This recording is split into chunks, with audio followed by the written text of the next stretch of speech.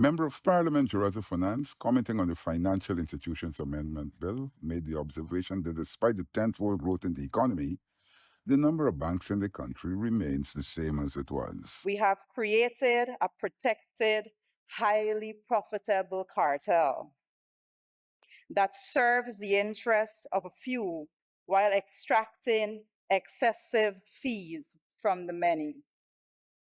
Every member of this House knows the complaints coming from their respective constituents: high fees, limited access to credit, poor service quality.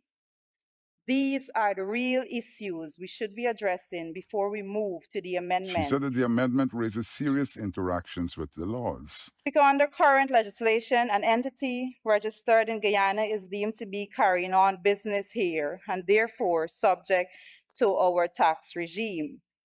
How does this square with the bill's definition of representative offices that supposedly don't conduct business? This ambiguity could create uncertainty for foreign institutions considering establishing a presence here. Rather than oversight, the country needs the licensing of 2 new banks, she said.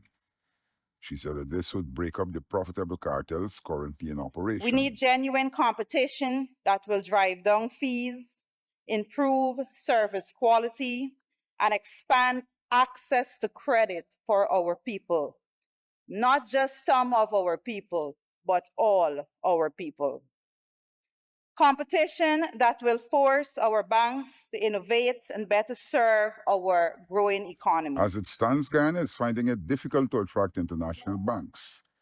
Guyana needs to question whether the absence of certain legislations that's preventing these banks from seeking to come forward. An international bank may hesitate to set up operations in our fast-growing economy because of our regulations and institutional framework are underdeveloped and are unstable.